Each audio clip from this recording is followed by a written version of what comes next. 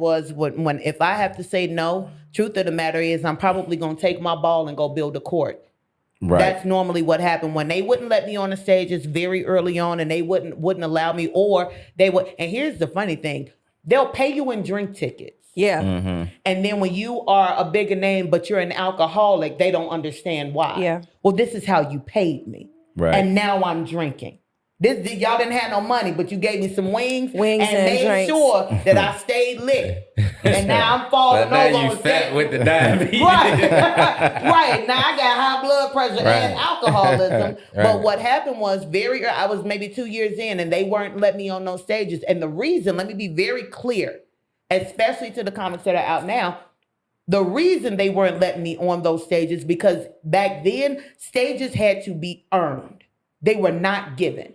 There was no false sense of entitlement that just because you walked in a room that you were entitled to that stage. I don't care if it was an open mic. You know how many times that I went to a Wednesday night at Jokes and Notes, signed the list, bought 2 drinks, wasn't even drinking, but I knew that would move you higher on the list. Oh, wow. And I made Jokes and Notes stage 1 time during an open mic. I've only performed on that stage twice before they closed. Damn. And that was because the stages were earned and not given. So when that didn't work, guess what I did? I took my ball. Yep. I went to Lansing, and I created the biggest Sunday night for 3 years straight. Completely sold out.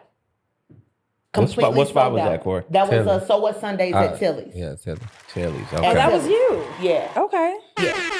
And so I did that because number one, I did it because I needed a stage. Right. And number 2, I wanted to make sure that I was able to put something back in other comics' pockets, because I know what it feels like to not want to get a stage and not have one, and to need that little gas money. I think so. You know what I'm saying? Yeah. So that's what you got to do. But hey, man, it's all a part of the process, even the L's. Shout out to Corey and the podcast, because they do have some really insightful information, right? And what I got out of this clip, this is a part of, it should be a part of every comic's repertoire or every comic's journey. Because learning how the business works on the back end will help you with negotiations when you do become a bigger comic. You know, there's a lot of comics out here that are just doing it for fun or doing it for social reasons, and that's a different story, right? But if you're doing this for real and you really want to do this at a high level, there's going to be certain parts of the journey that you just can't skip. Like when I moved here to Austin about 1 year and 7 or 8 months ago, I thought because I had a relationship with some of the bigger names in the city that the red carpet will be rolled out for me and it'll be an easier path to get to my goal. And that never happened. It didn't happen. Did I get an opportunity? Yes. Did I get in positions to where I could shine? Absolutely. But when I did shine, it did not turn into what I thought it was going to turn into. And that happens, right? There's going to be times in your career that you help somebody and you put forth your time and effort to help push somebody, and it doesn't happen in return. And I was told this by OG. They were like, why are you doing all this work for this comedian when you could be doing the same exact thing for yourself? And I have my own thoughts of like, well, they have the audience, right? And if I can work with these audience, I can win that audience over, blah, blah, blah. And it didn't happen the way that I thought it would happen. So when I moved here, I said, I need to show and prove my talent and hope that these people will see that talent and then want to work with me and put me on shows in front of large audiences. And it did not work that way. So I had to create my own opportunities.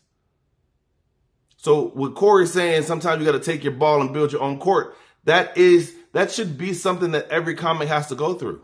And the reason is because you'll have an opportunity to see things from the back end, how the money works. How do you do door splits? Do you get the full door? Do you get some of the bar? Like all of these things are imperative when thinking of, oh, I'm going to get booked.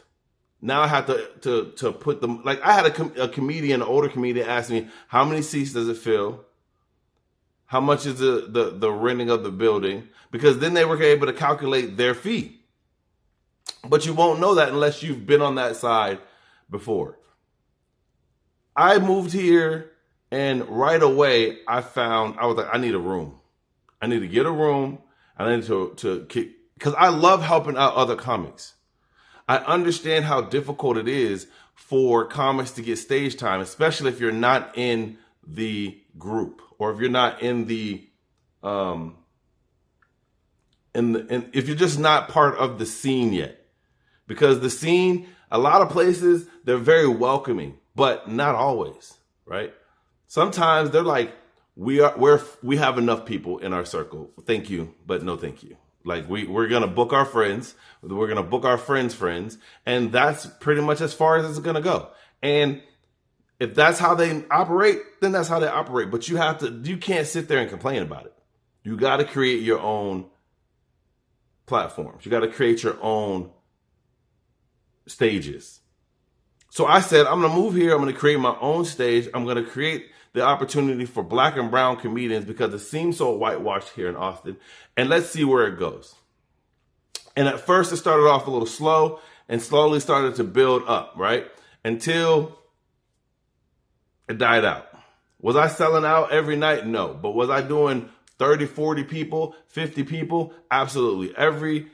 Once a month, every Sunday. We was trying to make it big. I even started talking to a famous comedian about doing a black show somewhere else. And that comedian is just so busy with so many, with acting and comedy and life because it just got married, that all of those things are put on the back burner because I know to be patient. Eventually things will work itself out. If not, then I got to again take the ball and go build my own court. I was doing a monthly in San Antonio because I knew you can't just stay stagnant in one city and try to build an audience.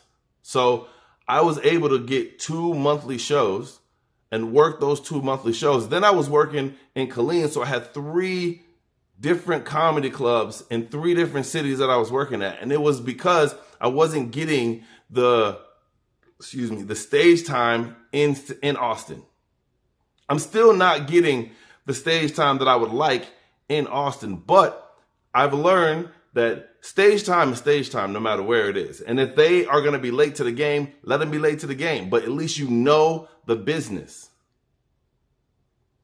There are a few comedy groups or promoters that I work with that I admire because of what they're doing. They're trying to create their own as well. But it is a process that you must learn in order to be a better comedian. You got to find your team, find your group, and work for the same goal. Now, some people are going to fall off, and that's okay, but your goal should still be the same. I'm focused on becoming the best comedian that I could possibly be. I was watching this other comedian.